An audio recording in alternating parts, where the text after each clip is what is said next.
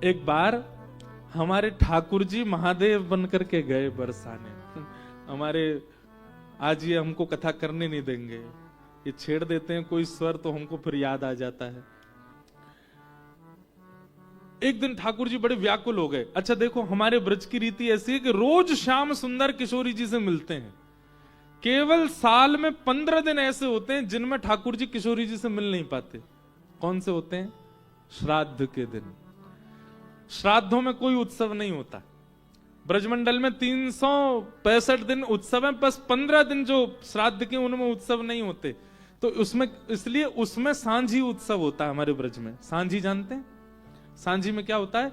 रंगोली जैसी रंगों से सुंदर जल के ऊपर रंगोली बनाई जाती है, और उसका मतलब ये होता है कि बरसाने में बैठी श्री जी ठाकुर जी से मिलने का मन बना रही हैं, तो सांझी देख करके प्रसन्न हो जाती। नित्य लीलाएं गोपियां उसमें बनाते हैं। वो विस्तृत प्रसंग है सांझी का। सांझी उत्सव होता है। तो एक बार की बात है कि ठाकुर जी ने देखी कि महाराज श्राद्ध पक्ष आ गए, 10 दिन बीत गए, किशोरी जी दिखी नहीं है। सब ग्वाल बालन तो कहने लगे, हे ग्वाल बालों, किशोरी जी कैसे मिलेंगी? वो लाला अब तो एक काम कर, बोले कहा छद्म भेष धारण करके जा, कोई और भेष धारण कर ले।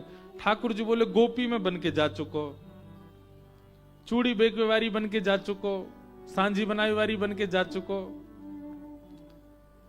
अब तो बरसाने वाले इनको इतना शक है कि नंदगाम तो कोई भी छोरी आवे तो वो ये टटोल के देखें कहीं श्याम सुंदर तो नहीं, चोरी बन के ही आवे। मधुमंगल बोलो लाला एक काम ऐसा क्या? बोले कहा हमारे नंदगाम में एक बाबा बैठो है, कहा नाम बा को? नंदीश्वर महादेव। बोले नंदीश्वर बैठो है, यदि लाला तू जोगी बन के जाएगो कोई नहीं पहचानेगा। और सबरे ग्वाल बाल लेकर के नंदीश्वर महादेव के पास ठाकुर जी को ले गए, और वहां जाकर के ठाकुर जी का श्रृंगार किया। जोगी रंग भी नाया, अच्छा श्रृंगी नाद बन जाया। जोगी रंग भी नाया, अच्छा श्रृंगी नाद बजाया। हमारे ब्रज के परम रसिक महापुरुष हुए श्री मल्लुकदास जी महाराज, उनका ये भाव है कि ठाकुर जी जोगी बनकर के बरसाने दर्शन करवे जा रहे हैं। जोगी रंग भी नाया, अच्छा श्रृंगी नाद बजाया। जोगी रंग भी नाया, अच्छा श्रृंगी नाद बजाया। हम केवल भाव सुना सुना के गा देते हैं। मोतिन लर अलख गंगा, मानो जटा जूट में गंगा हो। मोती लर अलख गंगा, मानो जटा जूट में गंगा। किशोरी जी से मिलवे जा रहे हैं ठाकुर जी। मधुमंगल बोलो लाला तेरे लंबे लंबे घुंघराले केश हैं, इनकी जटा बनानी पड़ेगी। बोले कैसे जटा बनाओगे? सोई कहा क्यों महाराज? दही लेके आए और दही में ने गोबर मिलायो, और गोबर मिला के लाल जी के केशन की जटा बनाई। जटा बना करके महाराज बिल्कुल मध्य में जैसे महादेव की जटा, ऐसे ठाकुर जी की जटा बना दी लाल जी के। लाल जी बोले हमने कथा में सुनी है ये महादेव की जटा में तो गंगा निकले, मेरी कैसे निकलेगी? तो वर्णन कर रहे मोतिन लर अलक गंगा।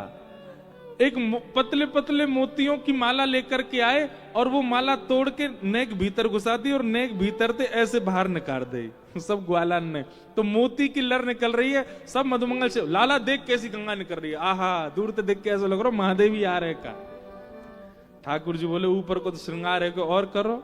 तब ललाट में चंदन बिंदा, मानो किए भूषण इंदा हो। ललाट में चंदन बिंदा, मानो किए भूषण इंदा। ऐसा ऐसा चंदन लगाया मधुमंगल श्रीदामा तनसुका मनसुका धनसुका कि मानो ऐसा लग रहा है कि चंद्रमा ऊपर से उतर के माथे पे आ गो है, यही चंद्रमा धारण कर रखो। मानो किए भूषण इंदा, इंदा माने चंद्रमा। जोगी रंग भी नाया, अच्छा श्रृंगी नाद बजाया। किशोरी जी से मिलने के लिए हमारे ब्रज के लाला महादेव को रूप धारण कर रहे हैं। आहा। और अंग अंग भूषण बाजे, मानो सुर डमरू बाजे हो। अंग अंग भूषण बाजे,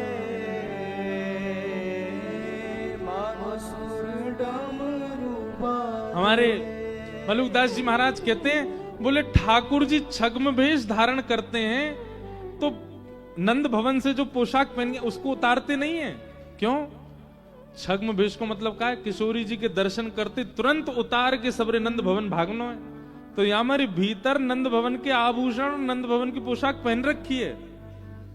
आभूषणों से ठाकुर जी की ध्वनि आती है, पर आभूषण के ऊपर अगर कपड़ा रख दो तो ध्वनि जो है उसकी जो कांस होती है वो कम हो जाती है।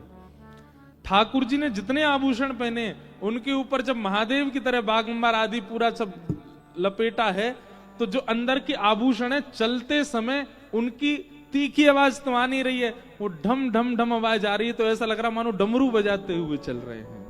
आहा। ठाकुर जी को सर्वांगीण श्रृंगार है क्यों? मधुमंगल बोलो लाला एक चिंता की बात है। बोले कहा? बोले जे जोगी बाबा महादेव है का जे भस्म लगावे अंग पे, और लाला तोय भी लगानी पड़ेगी। ठाकुर जी हम लगा दे। बोले पर भस्म तो शमशान ते आवे। शमशान को नाम सुनते ही ठाकुर जी तो दौड़न लगे, मैया के पास जाऊंगो मैं। मैया के तू कहा करेगो, शमशान ते लेके आवेगो भस्म। मधुमंगल सीताम बोले लाला तू कहा डर रहो, हम ही नहीं जा पाएंगे शमशान, कहीं हुआ आगो तो हम कैसे जाएं? ठाकुर जी बोले अब श्रृंगार कैसे होगा मेरो? कितना सुंदर वर्णन श्री मलुकदास जी कर रहे हैं कि मधुमंगल श्रीदामा तनसुका मनसुका धनसुका सब सखाओं ने मलियागिरी चंदन लगाया ठाकुर जी के अंग पर श्री जी से मिलने की जो ज्वाला ठाकुर जी के हृदय में, जो व्याकुलता, जो विरह ठाकुर जी के हृदय में है, उस विरह की अग्नि से मलियागिरी चंदन जल करके भस्म बन गया। मलियागिरी चंदन ब्राजे, मानो सुंदर भस्म ब्राजे हो। मलियागिरी चंदन ब्राजे, मानो सुंदर भस्म ब्राजे। तीव्र उत्कंठा श्री जी से मिलने की ठाकुर जी के चित्त में जो है, उस उत्कंठा, उस विरह अग्नि से जो चंदन अंग पे लगा वही भस्म बन गया जल करके। ठाकुर जी जोगी बन गए। आहा। छोटो सा त्रिशूल ला के दे दिया। अच्छा त्रिशूल भी कैसा पता? कई कई वृक्षों की जो टहनियां होती हैं उनमें 3-3 टहनी निकल आती हैं, उन्हीं के पत्ता वत्ता तोड़ ताड़ के टेढ़ो मेढ़ो से त्रिशूल दे दियो। ठाकुर जी ले जा लाला, लग रहा बढ़िया जोगी। ठाकुर जी छोटे से जोगी बन करके बरसाने जा रहे हैं। मधुमंगल श्रीदामा कह रहे लाला विजयी भव, जीत के आइयो, श्री जी तो मिल के आइयो। ठाकुर जी पहुंच गए बरसाने, और बरसाने जाते महाराज डमरू बजा रहे, अलग निरंजन। बड़ी बड़ी गोपी नेक्स्ट सो जोगी, और सब गोपी आके कहें अरे जोगी बाबा कौन सी मैया ने वन में छोड़ दियो तो छोटे से। ठाकुर जी कह रहे हैं अपमान मत करे, भस्म कर दूंगा तो छोटा बालक ना हूं मैं, युग युगंत कर रहा हूं तपस्या। पहले मेरो कद 50 फीट हतो, तपस्या कर करके घिसको नेक्सो से रह गऊं। सब गोपी बात सुनकर के आनंदित हो रही है लाल जी की। अच्छा जोगी बाबा कहा करे, कैसी ब्रज की अंतरंग लीला तो अद्भुत है। क्यों महादेव ना हो मोहित ठाकुर जी पर। कैसी लीला करते हैं त्रिलोकीनाथ। तो सब गोपियां बोली जोगी बाबा कहा करे। ठाकुर जी बोले कुंडली देखूं मैं और मुखमंडल देख करके सब बता दूं भविष्य।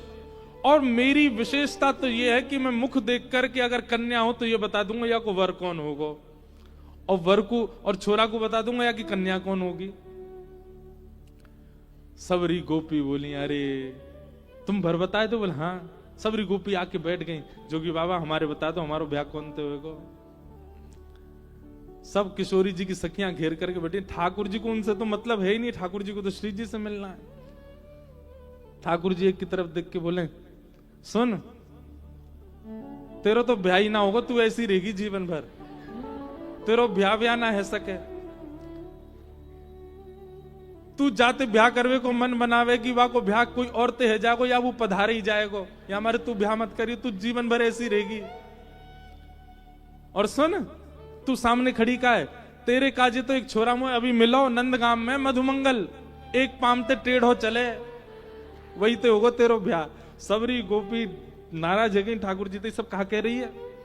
ठाकुर जी बोले एक उपाय ऐसा क्या। बोले कहा तुम सबरी सखी जिनके चरणन की उपासना करो, यदि उनको ब्याह श्रेष्ठ वर्ते है गयो तो तुम सबन के ब्याह भी सुमंगल है जाएंगे।